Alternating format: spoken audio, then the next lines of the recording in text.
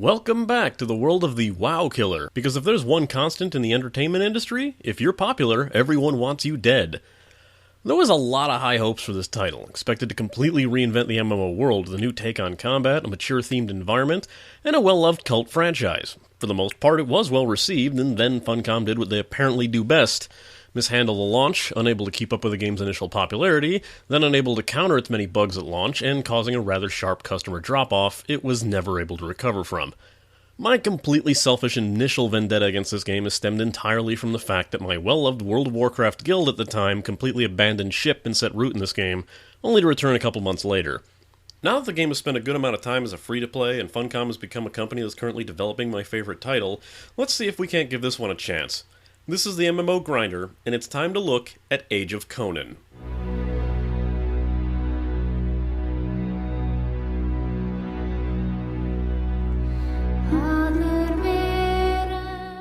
Released in mid-2008, roughly around the time WoW's Burning Crusade expansion was waning in popularity, Age of Conan is a 3D fantasy MMO set in the world of the Conan the Barbarian novels. Despite fairly well-received criticism, the game failed to hold on to the market, seeing only so much success to stay afloat, and not even making so much as a dent in WoW's market share, the WoW killer curse claiming yet another victim.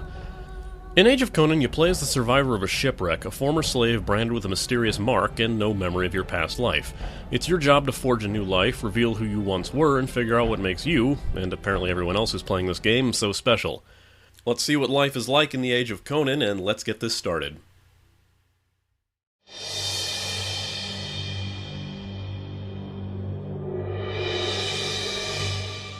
Back when this game was released, it was pretty rough to run if you didn't have a good PC, but now, not so much.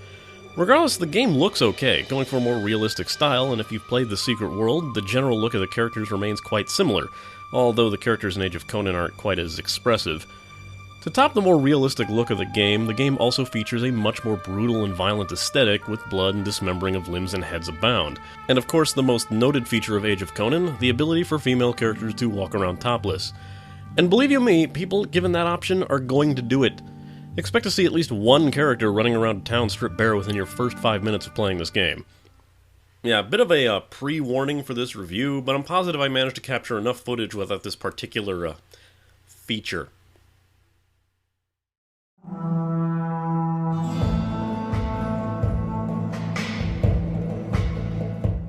This is a really good soundtrack. Tracks are very fitting of the theme, and is it pretty obvious that I don't have anything overly specific to say about it?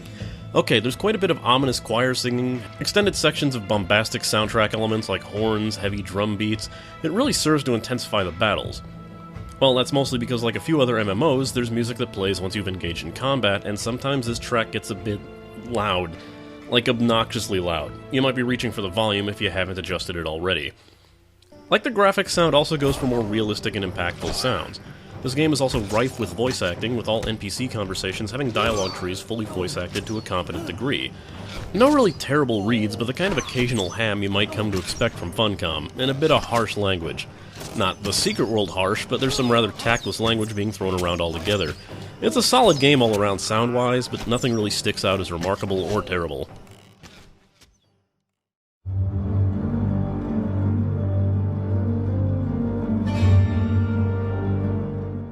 When starting out, you have a choice of 3 servers, 2 of them being PvP and 1 being PvE. I chose to play this game on a PvE server, but I'm pretty sure this game is an open PvP system, meaning anyone else can kill you, so if that's your thing, more power to you. It's not my thing, so I'm here to see how the game plays, not to scream at bored high levels. You can create 2 characters on each server, which is pretty limited for the amount of races and classes available, but you can purchase more if you like. It seems when creating your character, the color of their starting outfit is random, and while you can customize all of their looks from the overall bulk to the more refined tweaks of individual parts, if you want a different starting outfit for some reason, cancel the creation and try again. There are 4 races to choose from, but only 3 are available to free players. The Aquilonians, the Cimmerians, and the Stygians. The 4th race, the Khitan, are only available if you purchase the expansion. Since they are paid content, I'm not going to focus on what classes they can play as, but if you want to know, it's easily seen from the character creation screen. Classes follow the formula of having 4 main types, with 3 subtypes within each. Simply put, melee defense are soldiers, healers are priests, physical damage dealers are rogues, and magical damage dealers are, well, mages.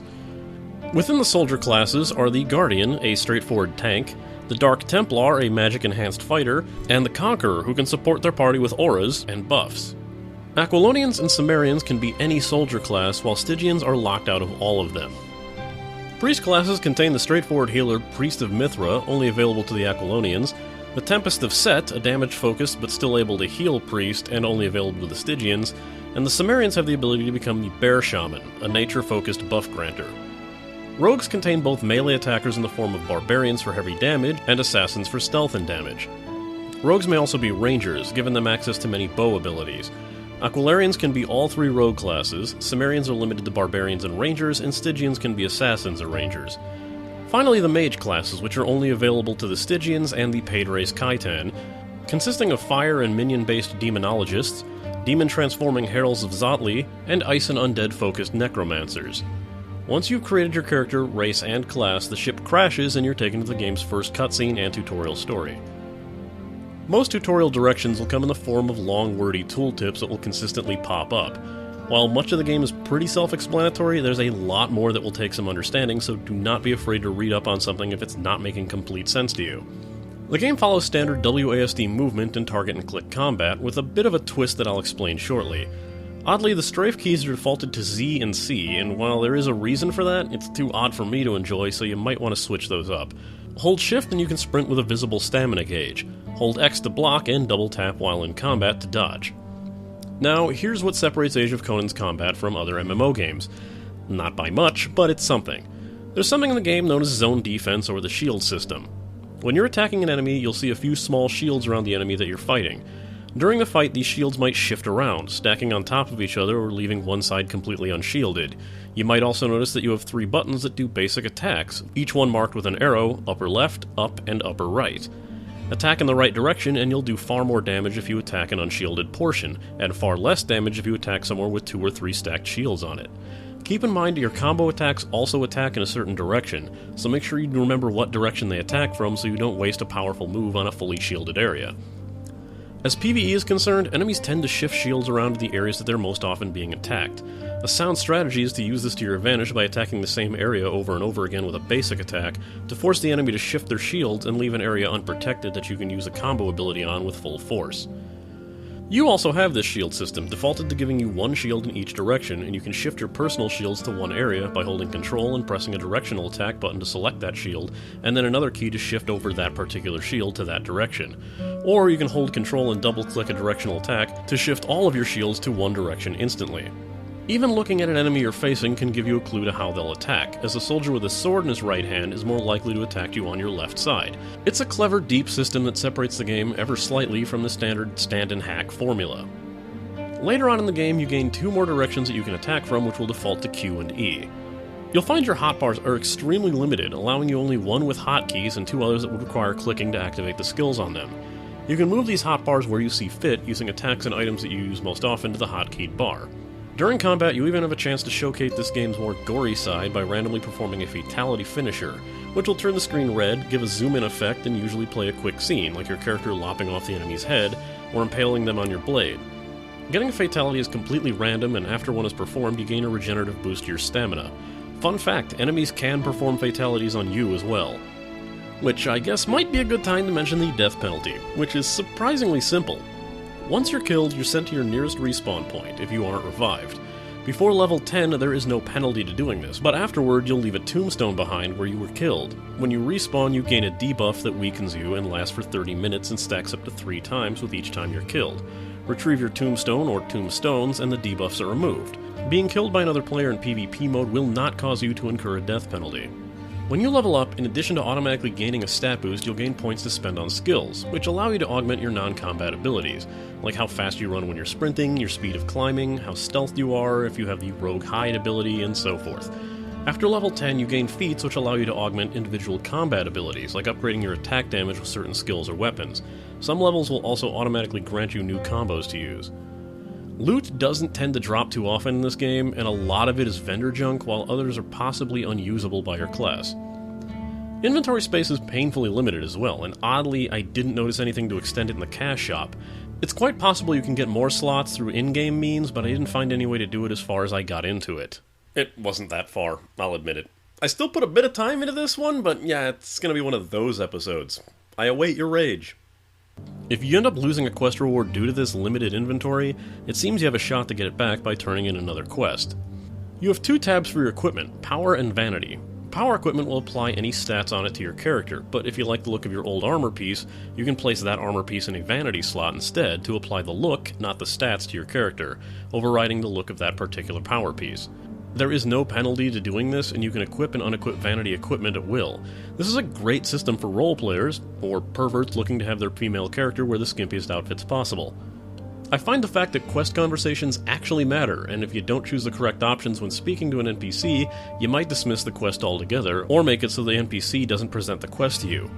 It's a pretty cool touch, but there are times where pressing the wrong conversation option will force you to perform the whole thing over again, made worse when there are long parts of the dialogue that for some reason the game refuses to let you skip. Yes, this has happened to me. I find it extremely easy to get lost in this game. The maps aren't very telling of your location and tend to show you items technically that you aren't able to access, like those contained in the dungeon that might happen to be underneath the town. It might take a while to figure out where you are, where you want to go, or how you're supposed to get there. Quests also tend to be pretty vague at telling you what to do. One rogue quest tells you to follow a guy to find out where he's hiding a scroll, but what he actually does is wander back and forth through town until he stops either his mansion, which is the wrong place, or some random shop where he merely pauses, then turns around. Somehow that translates to him stashing the scroll there. A lot of the story quests take place in what the game refers to as single-player mode, so prepare to see a lot more people if you're going to play some more normal questing. Let's get this started and see how many topless dancers we're going to see.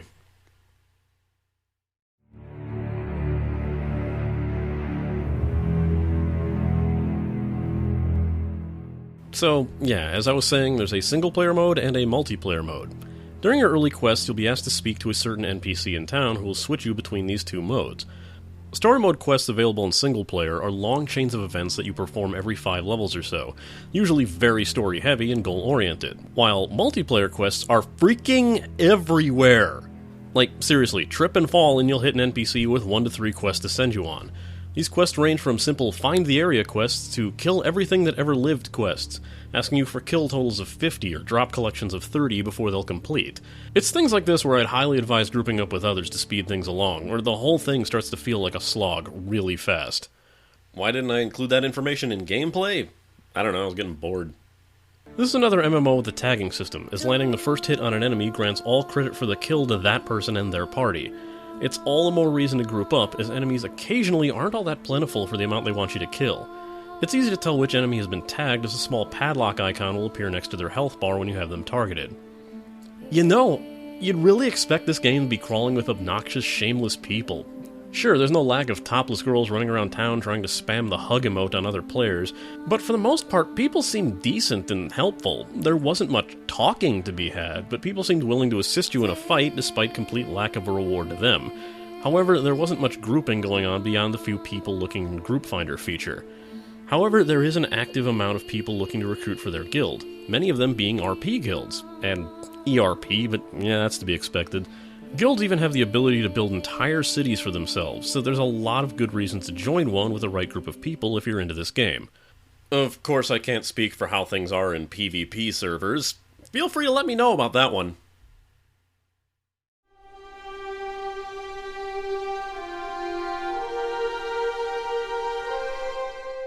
One odd thing I've noticed is the cash shop is the first window to pop up every time you log back into a character. Otherwise, if you want to access it normally, it can be done with the same key that opens it in the Secret World, the Kama key. Unlike the Secret World, Age of Conan uses a tiered payment system, similar to those other former subscription games that recently ended up converting to free-to-play.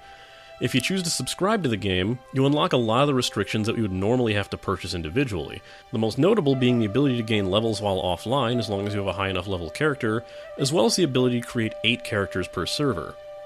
There's your typical inclusion of XP boosting items and cosmetic items, but I'm slightly wary about the inclusion of weapons and armor that aren't merely skins.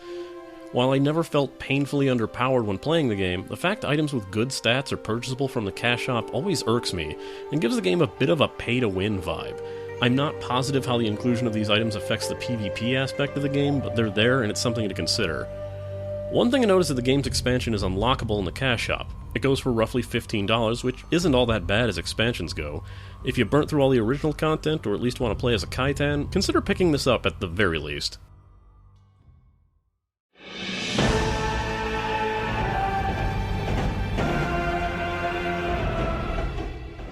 I can see why this game failed as a WoW killer, but not for the reasons you're probably thinking. Like Funcom's other titles, Age of Conan does things in a manner that wouldn't really latch onto the market that World of Warcraft has, especially back when WoW was reaching its peak popularity with Wrathful Lich King knocking on the doorstep. Whether this game's failure to take the market was the fault of Funcom or the market's unwillingness to accept this MMO style is all speculation, but regardless of the outcome, the game is still around and holding its own. If you're willing to check it out, there's no reason not to. Here's my final rating. Despite being a fairly familiar-feeling title compared to many other MMOs, Age of Conan takes a few risks in its combat system and overall playstyle that really edges it out in originality versus most target and attack fantasy MMOs. If the multi-direction attack system intrigues you, you might want to try it out for that aspect alone. Of course, if the license is the main draw for you, and you've always wanted to delve into the Conan universe yourself, this is probably a big draw for you as well. Fans of games designed to involve things like open PvP should also enjoy being able to play in a world where everyone is against you, provided you roll on the correct server. If that is the kind of challenge you're looking for, give this a shot. Being a tiered payment system, once again the most bang for your buck is the option to subscribe to the game, but again, the game did get a fair shake at being a subscription-only title to no avail, so keep that in mind. If you enjoy it, it's still the easiest way to loosen most restrictions. Otherwise, for more content or just a bit of money, remember you can purchase the expansion in here as well. This game's aesthetic of being gritty, violent, brutal, and, well, nude might not gel with a lot of players, as it's hardly as friendly to younger players as other MMOs out there. If the look of the game doesn't appeal to you, or if you're afraid of someone looking at your screen as a random topless player in town tries to rub up against you, or you don't want to hear the word whore uttered every 30 seconds, this time not in player chat for once, look elsewhere. While it's nice to have plenty of quests, it's kind of annoying to have to perform quests that require such high kill and collection quotas, and you can end up spending hours only to clear out just a few quests from your log with very few interesting things happening. Place that against the contrast to the far more interesting single-player quests, and it's quite the jarring transition. In addition to the lengthy quests, the game itself can be rather confusing, especially to a newer player, and it's not as easy to jump into right away as other games, without first understanding a lot of this game's odd quirks. Unless you're willing to give the game the time to learn it, your time might be better spent elsewhere. Next time, I'm once again stepping away from world MMOs to take a look at a game that barely fits the definition, even if so many people were asking about it.